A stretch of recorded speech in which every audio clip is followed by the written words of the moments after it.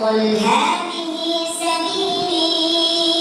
أدعو إلى الله على بصيرة أنا ومن اتبعني وسبحان الله وما أنا من المشركين. الله سعيكم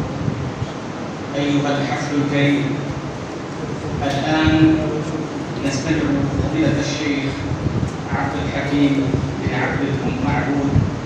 خريج الجامعة الإسلامية في المدينة المنورة وعضو هيئة التدريس بالجامعة الرحمانية بركان ولي الهند، والذي كلماته بعنوان جهود المملكة العربية السعودية في خدمة الإنسانية في الهند. فليتفضل الشيخ.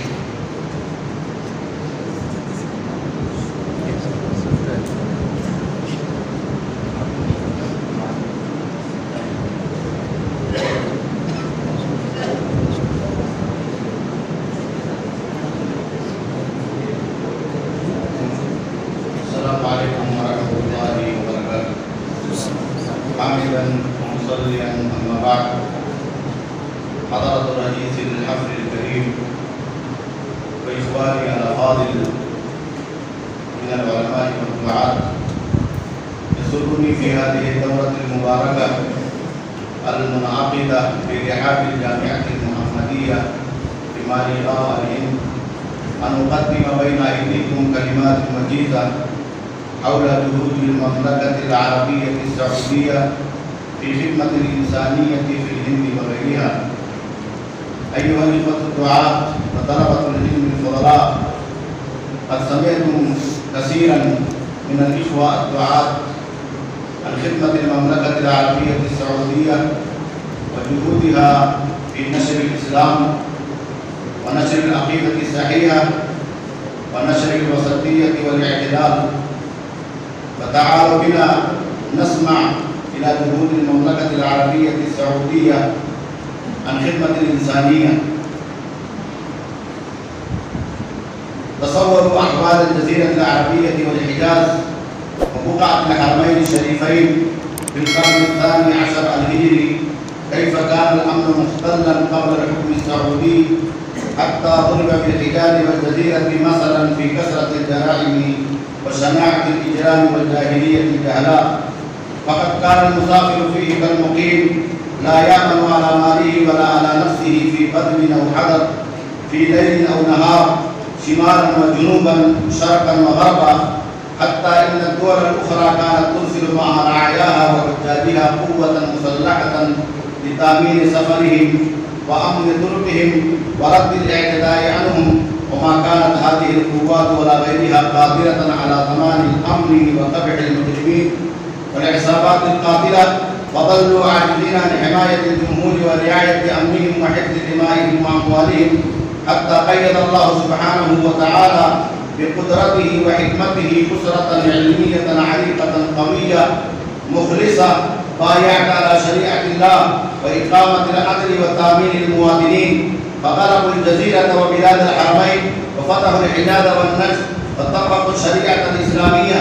فساد الأمن في جميع أطرافها، وانتشرت الطمأنينة والروحانية في كافة أرجائها، وذهب الخوف من بين المسافرين والمقيمين، وانتهت العصابات السارقة والنفوذ القاطعة والمستحلة دماء المسلمين لكسرة خبز وجرأة ماء، وأصبحت الجرائم وعمليات السلب والنهب أخبارا تروى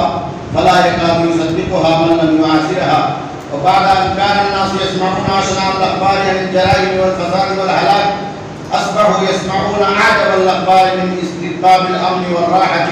وتطبيق النظام الشرعي، حتى ضرب بها المثل في الآفاق، واعترف المجتمع الدولي والعالمي بدور المملكة العربية السعودية وسيادتها وقيادتها وأمنها وحسن نظامها وخدمتها لرعاياها ودعمها السخي للإنسانية جمعاء. وقد قامت المملكة العربية السعودية في خدمة الإسلام والمسلمين ونشر الدعوة الإسلامية وخدمة القرآن الكريم وخدمة التضامن والوحدة وجمع كلمة الأمة على الحق والهدى كما سمعتم من المشايخ الفضلاء. ومع كل هذه الإنجازات والمجهودات التي سمعتموها من المشايخ الفضلاء، نرى بهذا الجانب خصوصا مركزا عالميا لخدمة الإنسانية والأقليات المسلمة ودعم الدول الفقيرة والمحتاجة في أنحاء العالم، تطبيقا لقوله تعالى: يا أيها الذين آمنوا اركعوا واسجدوا واعبدوا ربكم وافعلوا الخير لعلكم تفلحون، وامتثالا لما أمره رسولنا صلى الله عليه وسلم في قوله: كل معروف صدقة تعدل بين اثنين صدقة، تعين الرجل في دابته فتحمل عليها متاعه وترفع له عليها صدقة، والكلمة الطيبة صدقة، وكل خطوة يمشيها إلى الصلاة صدقة، وتميت الأذى عن الطريق صدقة، بلا تفريق بين الدين والجنس واللون والوطن، باسم مركز الملك سلمان للإغاثة والأعمال الإنسانية. فقد بذل هذا المركز السعودي الإنساني المليارات والمليارات للعالم أجمع الإسلامي وغير الإسلامي، ووقف وقفة قوية شامخة مع الدول كلها العربية والإسلامية وغير الإسلامية عند الشدائد والمشكلات وعند نزول الحوادث والكوارث، وقدم خدمات إنسانية راعية جليلة فاق سيبها الآفاق واعترف بها النظام العالمي والدولي، إضافة إلى ذلك ما بذلت الهيئات الرسمية وغير الرسمية قديما وحديثا كالصندوق السعودي للتنمية وهيئة الهلال الأحمر وهيئة الإغاثة الإسلامية العالمية ورابطة العالم الإسلامي ومنظمة التعاون الإسلامي، دعما للدول الفقيرة والدول المتضررة من الحروب والفيضانات والزلازل والآفات الأرضية والسماوية والكوارث الأخرى، وإعادة وإعمار وبناء المدن والمناطق المتضررة بكامل مرافقها، وهذا هو موضوع بحثنا اليوم. فقد قامت المملكة العربية السعودية ولله الحمد بجهود متميزة رائعة في تقديم العون والدعم والمساندة الإنسانية لحكومات الدول الشقيقة والصديقة ودول العالم الإسلامي وغير الإسلامي بلا تفريق بين الدين والجنس واللون والوطن. فمن نماذج وأمثلة لمساعدات المملكة للعالم الدولي والعربي ما صرحت به الإحصاءات الرسمية قديما من الصندوق السعودي للتنمية، فجاء في بيان لها أن قيمة المساعدات الخارجية خلال ربع القرن من عام 1975 إلى عام 2000 للدول النامية قد بلغت 582 مليار ريال سعودي، وشكلت نسبة 4% تقريبا من المتوسط السنوي الإجمالي الناتج الوطني، وهي النسبة الأعلى بين جميع دول العالم. ووفق تصريح آخر حسب إحصائيات رسمية لمنصة المساعدات السعودية عام 2022 حيث ورد فيها بأن المملكة قدمت مساعدات كبيرة للعالم أجمع استفاد منها 164 دولة في 9 قارات بالمبلغ الإجمالي 233 مليار ريال سعودي، كما صرحت به منصة المساعدات السعودية. وفيما يلي بعض التفاصيل حيث أصدر المركز بيانا تاليا: فقد استمر مركز الملك سلمان للإغاثة والأعمال الإنسانية في تقديم المساعدات الإنسانية والإغاثية للدول النامية حول العالم، حيث بلغ جملة ما قدمه من مساعدات إنسانية وإغاثية في عام 2021 بمبلغ 2387 مليون ريالات سعودية، استفاد منها 76 دولة، منها اليمن وسوريا والصومال وتونس وفلسطين ومالي وجيبوتي والجزائر وغيرها من الدول المحتاجة في مجالات عديدة من الأعمال الخيرية والخدمات اللوجستية ودعم وتنسيق العمليات الإنسانية والحماية والتغذية والإيواء والمواد غير الغذائية والصحة والتعليم والأمن الغذائي والزراعي، كما صرح به التقرير السنوي لعام 2021 لمركز الملك سلمان للإغاثة والأعمال الخيرية على صفحته في الإنترنت. أيها الإخوة الحضور، بعد عرض النماذج الدولية لمساعدات المملكة السعودية الإنسانية،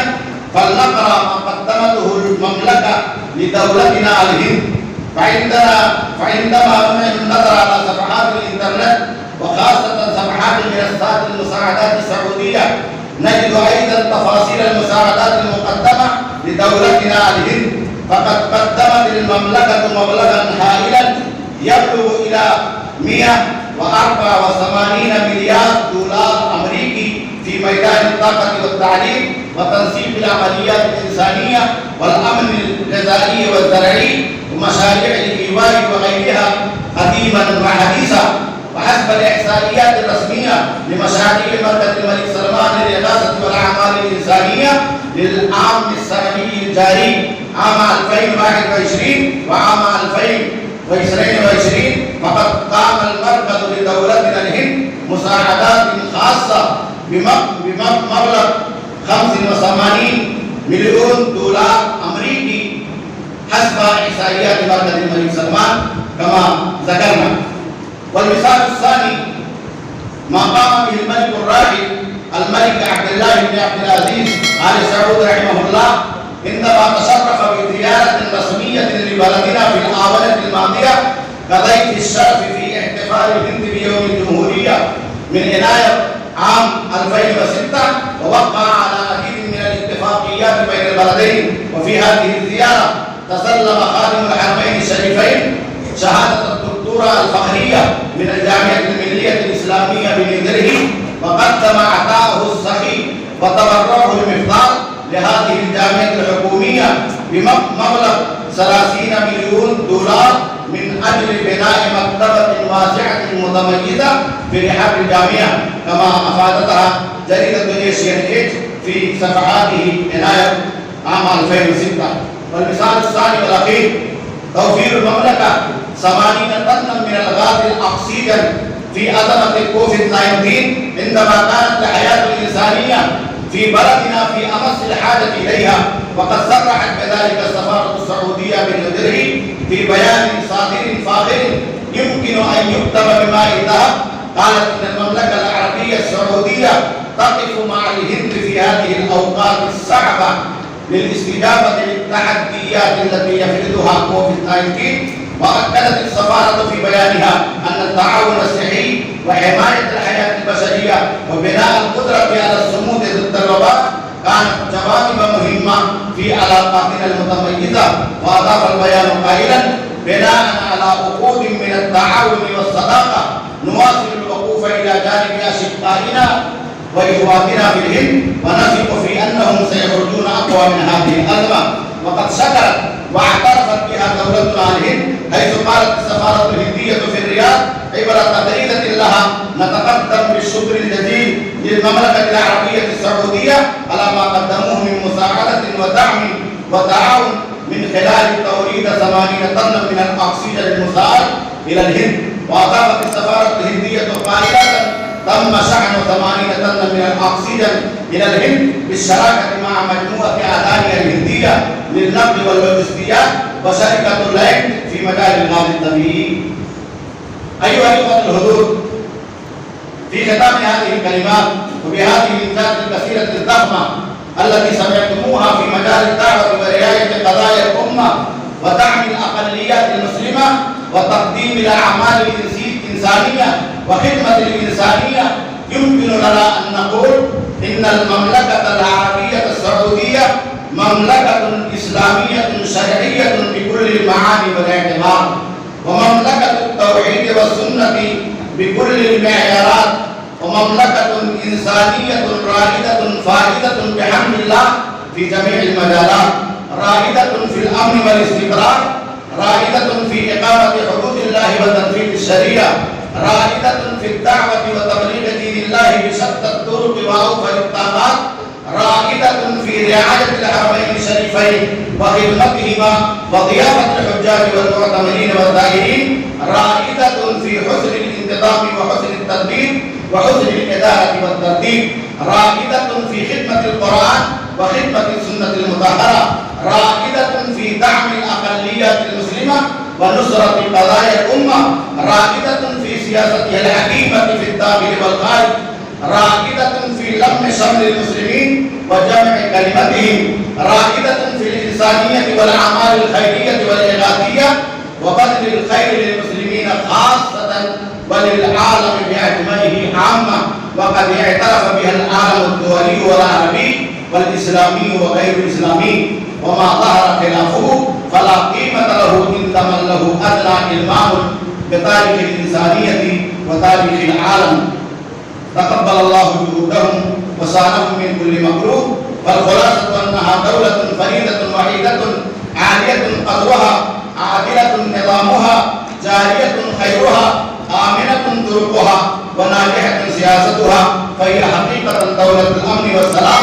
ودولة التوحيد والإنسانية والأعمال الخيرية، أقيمت بخدمة الإسلام والمسلمين والعالم وعصمة، وقد وفقها الله أن نجحت وفازت في أهدافها وبذلت كل ما عندها من الغالي والنفيس، فيجب على المسلمين وأهل السنة خاصة ومعشر النظام الدولي العالمي عموما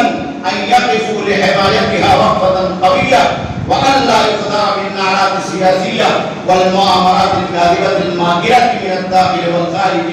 ضد المملكة العربية السعودية. نسأل الله أن يجعل رايتها عالية مرفرفة، وأن يتقبل جهودها ويحفظ أئمتها وولاتها ودولتها وشعبها وعلماءها من كل سوء ومكروه، وأن يبارك في أمنها واستقرارها، وأن يرد كيد أعدائها، والله ولي ذلك والقادر عليه. وصلى الله على نبينا محمد وعلى آله وصحبه أجمعين، والسلام عليكم ورحمة الله وبركاته.